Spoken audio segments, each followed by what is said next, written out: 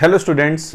तो last class में मैंने आपको टेंजेंट के बारे में पढ़ाया था कि यार एक पॉइंट से दो टेंजेंट हम ड्रॉ कर सकते हैं और उसमें क्या क्या चीज़, पेयर ऑफ टेंजेंट, कोड of contact, area of triangle, बहुत सारी चीज़ मैंने उसमें निकलवाई थी कि यार ये सब चीज़ हम इसमें निकाल सकते हैं। अब टेंजेंट के बाद अब हम आते हैं नॉर्मल, कि यार ये नॉर्मल क्या होता है। अब देखो यार, नॉर्मल का जो कॉन्सेप्ट है ना, वो कोई अलग कॉन्सेप्ट नहीं है। Normal is related with tangent. तो पहली बात तो हमें ये समझनी चाहिए कि नॉर्मल होता क्या है।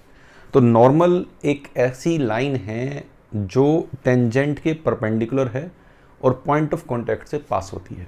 मतलब समझो कि जैसे ये हमारे पास सर्कल है, ठीक है, ये हमारे पास x1 y1 कोई पॉइंट है सर्कल के ऊपर। अब यहाँ पे मुझे नॉर्मल की इक्वेशन लिखनी है।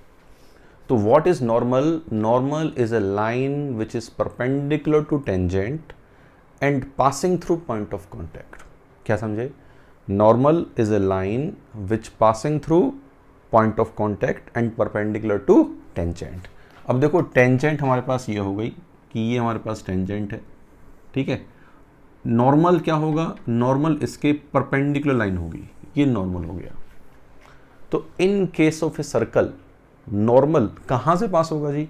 सेंटर से पास होगा। कि भाई ये जो लाइन है जो सेंटर से मिलाते हैं ये हमेशा परपेंडिकुलर होती है। तो सर्कल के केस में, सिर्फ सर्कल के केस में ही ऐसा कि सर्कल के केस में जो नॉर्मल होता है वो कहाँ से पास होता है? सेंटर से पास होता है। तो सर्कल के लिए नॉर्मल की इक्वेशन लिखना बहुत ही हलवा काम है। मतलब इससे आसान कुछ हो ही नहीं सकता। जैसे मान लो सर्कल की स्टैंडर्ड इक्वेशन है x square plus y square plus 2gx plus 2fy plus c is equal to 0। ये हमारे पास सर्कल की इक्वेशन है। तो सर्कल का सेंटर इसके हिसाब से कितना है? माइनस जी माइनस एफ, कि ये सेंटर है अपने पास माइनस जी माइनस एफ। अब नॉर्मल जो है सर्कल के केस में कहाँ से पास हो रहा है? सेंटर से पास हो रहा है। तो इसका मतलब x1 y1 से पास हो रहा है which is point of contact, और माइनस जी माइनस एफ से पास हो रहा है। तो हमें दो पॉइंट से पास होने वाली लाइन की इक्वेशन लिखनी है। तो इस लाइन का स्लोप लिख सकते हैं। इस लाइन का स्लोप कितना होगा? y1 plus F upon x1 plus G. ये हमारे पास इस लाइन का क्या हो गया? स्लोप। ठीक। अब नॉर्मल की इक्वेशन लिखनी है। y minus y1 is equal to m x minus x1। This is equation of normal at the point x1 y1। तो सर्कल के केस में नॉर्मल की इक्वेशन सबसे लड्डू चीज़ होती है, इससे लड्डू कुछ नहीं होता। ठीक बात। जैसे सपोज करो हमारे पास एक क्वेश्चन है, सर्कल दे रखा है x square plus y square minus 2x minus 4y minus 20 is equal to 0। ये हमें सर्कल दे रखा है, ठीक है। और इसके हमें eight the point 4,6 eight the point 4,6 normal की इक्वेशन बतानी है। Find equation of normal, normal at 4,6, कि भाई नॉर्मल की इक्वेशन बतानी है 4,6 पे।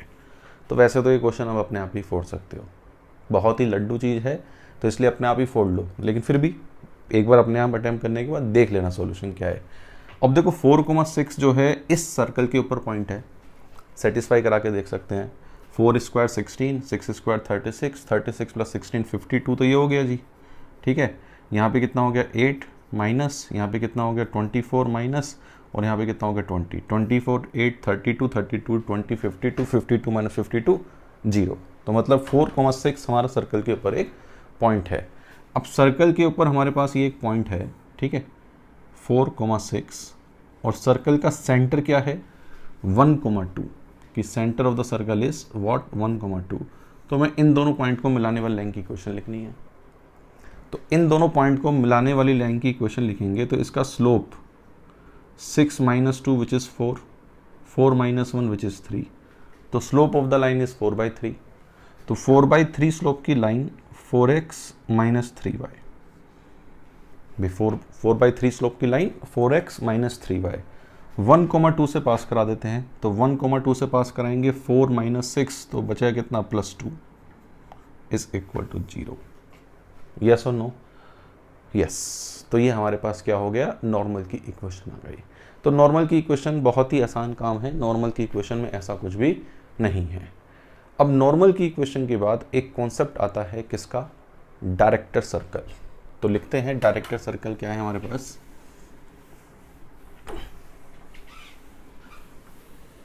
व्हाट इज डायरेक्टर सर्कल,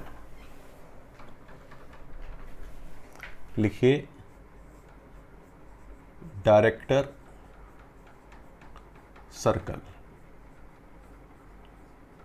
अब यार ये डायरेक्टर सर्कल होता क्या है, what is a director circle. Director circle की डेफिनेशन क्या है, director circle is the locus of point of intersection of perpendicular tangents for any curve. ऐसा नहीं कि डायरेक्टर सर्कल सिर्फ सर्कल के लिए डिफाइन होता है, this is defined for any curve, parabola के लिए भी आएगा, एलिप्स के लिए भी आएगा, हाइपरबोला के लिए भी आएगा। तो इसकी डेफिनेशन समझनी बहुत जरूरी है कि डेफिनेशन क्या है। तो it is the locus of, लिखते हैं इसकी डेफिनेशन को, लिखते हैं, इंपॉर्टेंट है इसलिए लिख रहा हूं। It is locus of point of intersection, point of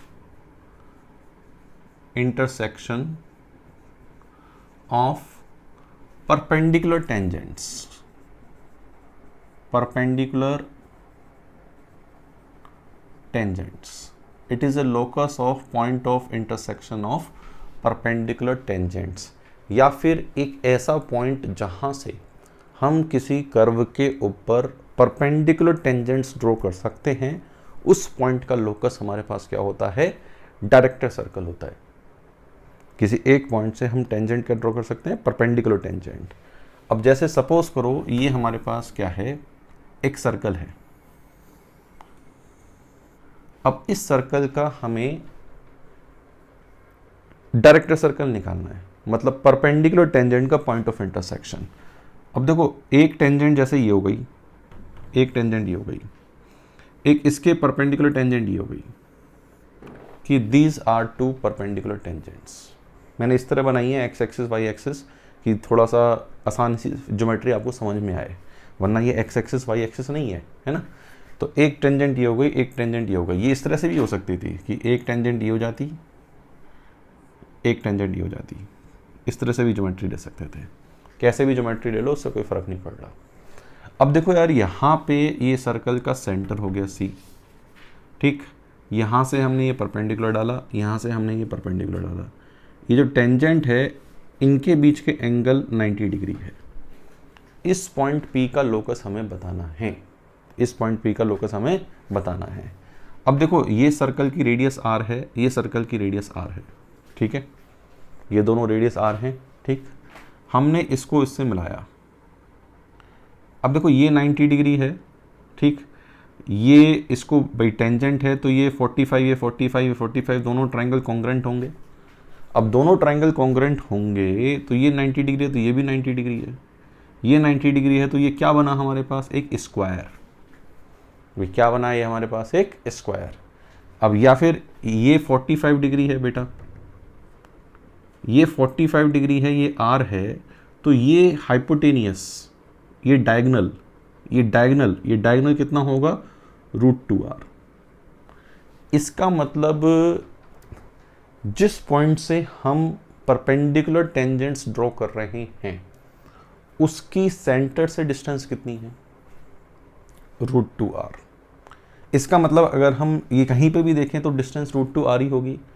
इसका मतलब इस P पॉइंट इस तरह से मूव करेगा कि उसकी सेंटर से डिस्टेंस हमेशा √2r रहे। ये जो P पॉइंट है, ये P पॉइंट इस तरह से मूव करेगा, इसकी सेंटर से डिस्टेंस हमेशा कितनी रहे, √2r रहे।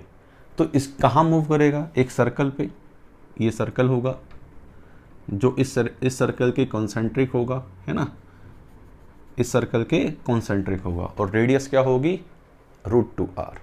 इसका मतलब सर्कल के केस में डायरेक्टर सर्कल एक ऐसा सर्कल है जो गिवन सर्कल के कॉन्सेंट्रिक होता है और रेडियस √2r होती है, ठीक है। तो हम इस बात को लिख लेंगे, in case of a circle, director circle is a concentric circle having radius √2 times, कि उसकी रेडियस √2 टाइम्स होनी चाहिए। अब जैसे सपोज करो एक सर्कल हमें ये गिवन था, x माइनस एक्स नोट का whole square plus y minus y note का whole square is equal to r square.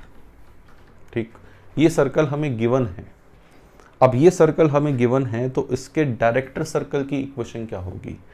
अब डायरेक्टर सर्कल की इक्वेशन के लिए x माइनस एक्स नोट का whole square plus y minus y note का whole square √2r का whole square 2r square. So that is the equation of director circle. Director circle के किसी भी point से अगर हम टेंजेंट ड्रॉ करेंगे तो उनके बीच का एंगल कितना होगा? 90 डिग्री।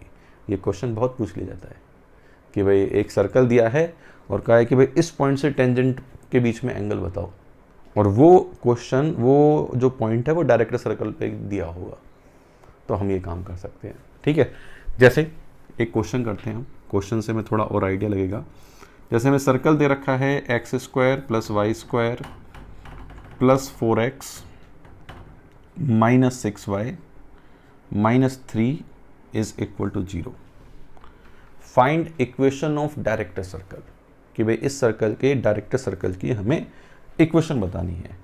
अब देखो इस सर्कल का सेंटर क्या है कि centre of this circle is -2, 3। ठीक, रेडियस की बात करें √a² plus b² g² plus f² minus c, तो 4 रेडियस आ जाएगी। तो जो डायरेक्टर सर्कल होगा उसकी रेडियस कितनी होगी? 4√2, और सेंटर क्या होगा? -2, 3। तो what is the equation of director circle? x plus 2 का whole square plus y minus 3 का whole square is equal to 4√2 square, मतलब 32। मतलब कितना जाएगा? 32। So that will be the equation of director circle. इसे सिंप्लीफाई कर लेंगे, वी हैव द आंसर। या जैसे एक क्वेश्चन और मैं पूछता हूं, find angle between tangents, angle between tangents drawn from origin, drawn from origin to circle x minus 1 का whole square plus y plus 7 का whole square is equal to 25। कि भाई ओरिजिन से हम इस सर्कल पे टेंजेंट ड्रॉ करेंगे तो उनके बीच का एंगल हमारे पास क्या आना चाहिए। अब देखो ये जो सर्कल है, इस सर्कल के डायरेक्टर सर्कल की इक्वेशन क्या होगी? इसकी रेडियस 5 है तो उसकी रेडियस √5√2 होगी, तो उसकी इक्वेशन क्या होगी? x माइनस 1 का whole square plus y plus 7 का होल स्क्वायर बराबर 50। ये डायरेक्टर सर्कल की इक्वेशन है। अब बताओ ओरिजिन इसको सेटिस्फाई कर रहा है क्या? हाँ, ओरिजिन इसको सेटिस्फाई कर रहा है। ओरिजिन इसको सेटिस्फाई कर रहा है तो टेंजेंट्स के बीच का एंगल कितना है? π/2। So the answer of this question will be π/2। Yes और नो? चलिए एक क्वेश्चन और करते हैं, है ना। एक क्वेश्चन और करेंगे तो हमें थोड़ा और, मतलब एक इस तरह का ही क्वेश्चन करते हैं।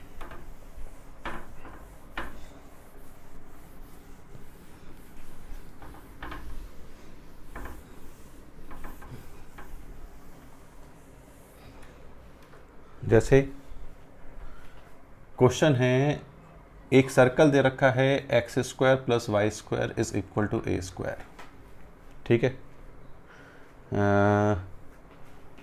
फाइंड लोकस ऑफ, क्वेश्चन है find locus of point of intersection, find locus of point of intersection of tangents,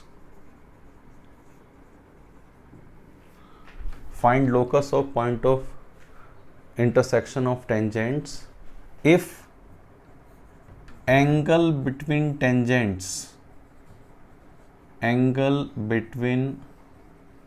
tangents is 60 degree. अगर टेंजेंट्स के बीच का एंगल 60 डिग्री है तो उनके पॉइंट ऑफ इंटरसेक्शन का हमें लोकस बताना है, और ये हमें सर्कल दे रखा है x square plus y square is equal to a square. अब देखो यार, ये कॉन्सेप्ट जो है डायरेक्टर सर्कल से मिलता जुलता सा कॉन्सेप्ट है भाई। डायरेक्टर सर्कल में क्या था, point of locus of point of intersection of perpendicular tangents, यहाँ परपेंडिकुलर की बजाय एंगल 60 डिग्री दे दिया। अब देखो करने का तरीका, करने की थीम बिल्कुल वैसी ही होनी चाहिए। जैसे ये हमारे पास सर्कल दे रखा है x square plus y square is equal to a square, ठीक है, ये हमें सर्कल दे रखा है। अब जैसे यहाँ पे ये एक टेंजेंट हो गई, ये दूसरी टेंजेंट हो गई, और इनके बीच का ये जो एंगल है ये 60 डिग्री है, और इस पॉइंट का हमें लोकस बताना है। तो मान लेते हैं ये पॉइंट क्या है, एच कोमा के है, कि this point is what, H coma के, ठीक। अब ये पॉइंट एच कोमा के है, हमने इसको सेंटर से मिलाया, इसको सेंटर से मिलाया, इसको भी मिला दिया। अब डेफिनेट बात है ये 30 डिग्री होगा, ये कितना होगा 30 डिग्री। ये हमारे पास कितना है ए, कि दिस वन इज व्हाट ए, ये ए के बराबर है। अब देखो ये ए है, ये 30 डिग्री है, ये डिस्टेंस इस पी पॉइंट की इस सेंटर से डिस्टेंस सी पी निकल जाए तो काम हो जाए। तो ये डिस्टेंस निकालने के लिए साइन 30 डिग्री बराबर परपेंडिकुलर, ये परपेंडिकुलर हो गया a अपॉन सी पी। तो साइन 30 डिग्री कितना होता है 1/2 a अपॉन सी पी, तो सी पी कितना आ गया 2a। इसका मतलब इस पॉइंट P की सेंटर से डिस्टेंस 2a के बराबर है। तो बस रिक्वायर्ड लोकस आ गया कि under root H square plus K square is equal to 2a, तो स्क्वायर करेंगे और h और k को x और y से बदल देते हैं, दैट इज 4a स्क्वायर। तो x square plus y square is equal to what, 4a square. So that is the locus of point of intersection of tangents whose angle between them is 60 degree, जिनके बीच का angle हमारे पास कितना है 60 degree है, ठीक बात। चलिए अब देखो यहाँ पे एक कॉन्सेप्ट और है जो मैं यहाँ पे इस लेक्चर में लेना चाहूँगा, equation of code with given mid point x1 y1।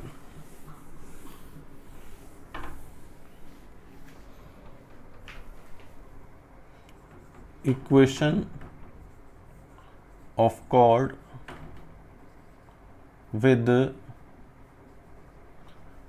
given midpoint x1 y1, कि भाई ऐसी कोड की इक्वेशन लिखना जिसका मिड पॉइंट हमें पता है। अब देखो सर्कल के केस में ये चीज़ बहुत ही लड्डू चीज़ है एकदम। जैसे ये हमारे पास सर्कल है, ठीक है, और ये हमारे पास एक ऐसी कोड है जिसकी हमें इक्वेशन निकालनी है, और इसका मिड पॉइंट हमें x1 y1 गिवन है, कि mid point of this code is given. अब देखो यहाँ पे सर्कल अगर मैं स्टैंडर्ड ले लूँ, x square plus y square plus 2gx plus 2fy plus c is equal to 0, ये मैंने सर्कल की स्टैंडर्ड इक्वेशन ले ली। अब यहाँ पे सेंटर है -g -f। अब देखो सर्कल की प्रॉपर्टी क्या कहती है, सेंटर से किसी भी कोड को परपेंडिकुलर डालोगे तो वो उसको बाइसेक्ट करेगा। इसका मतलब मैं अगर इसके ऊपर परपेंडिकुलर डाल रहा हूँ तो वो इस कोड का परपेंडिकुलर बाइसेक्टर है, ठीक बात। अब इस कोड का परपेंडिकुलर बाइसेक्टर है, इसका मतलब जो गिवन कोड है वो इस लाइन के परपेंडिकुलर है, यस। इस लाइन का slope y1 plus F upon x1 plus G होगा। तो इसके परपेंडिकुलर लाइन का स्लोप क्या होगा, minus of x1 plus G upon y1 plus F, ठीक। और कहाँ से पास होती है, x1 y1 से। तो y minus y1 is equal to slope into x minus x1। This is equation of कोड whose mid point is x1 y1। लड्डू काम था ना ये तो, मतलब ये तो आपको मैं पढ़ाता भी नहीं ना, तब भी आप अपने आप कर सकते थे, लेकिन फिर भी बताना तो पड़ता ही है। अब देखो सर्कल के केस में ये निकालना एक आसान हो गया है ना, लेकिन अगर हम पैराबोला या एलिप्स हाइपरबोला जर्नल की बात करें तो जर्नल में इस तरह चीज़ें नहीं ज्योमेट्री बैठेगी। तो जर्नल इस तरह ज्योमेट्री नहीं बैठेगी, तो वहाँ पे हमारे पास कोड की इक्वेशन होती है t is equal to S1। इसको भी सिंप्लीफाई करेंगे ना तो t बराबर S1 की फॉर्म में आती है ये। तो t is equal to S1 का मतलब क्या है भाई, t वही टेंजेंट का एक्सप्रेशन कि x x1 plus y y1 plus g x plus x1 plus f y plus y1 plus c। और S1 क्या है, S1 हमारे पास है x1 square plus y1 square plus 2g x1 plus 2f y1 plus c। हमें तो बस ये याद रखना है t बराबर S1। So this is equation of कोड whose mid point is x1 y1। ठीक बात। तो सिंपल सा जैसे मान लो सर्कल दे रखा है x square plus y square is equal to 25। ठीक। Find equation of chord, find equation of chord whose midpoint is 2,3, whose midpoint is 2,3, जिसका मिड पॉइंट 2,3 है। बस सिंपल सा।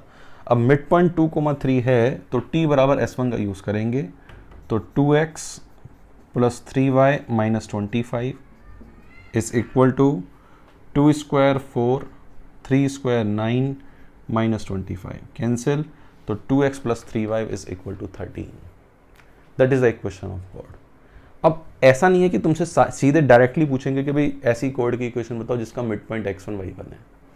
ऐसे पूछ सकते हैं x1 y1 पॉइंट से पास होने वाली मिनिमम लेंथ की कोड कौन सी होगी। x1 y1 पॉइंट से पास होने वाले मिनिमम लेंथ की कोड। अब देखो x1 y1 पॉइंट से इनफाइनाइट कोड पास होती होंगी भाई, x1 y1 पॉइंट से हमारे पास ये इनफाइनाइट कोड है जो पास होती होंगी। जैसे ये एक कोड है, ये एक कोड है, ये एक कोड है, ये सारी x1 y1 पॉइंट से पास हो रही है। Which one is of minimum length, कि भाई कौन सी मिनिमम लेंथ की है, whose mid point is x1 y1। Out of all chords which are passing through x1 y1, the code which has the minimum length is the code whose midpoint is x1 y1। मैं statement एक बार वापस coat कर देता हूं।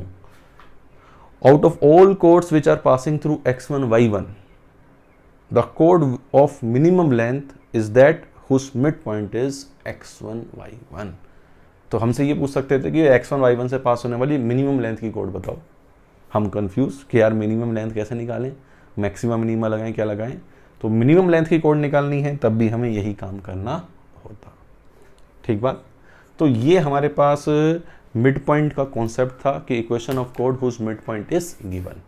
तो भाई इस lecture में मैंने 3 छोटे छोटे पॉइंट कवर करे हैं, normal, director circle and equation of कोड whose mid point is given.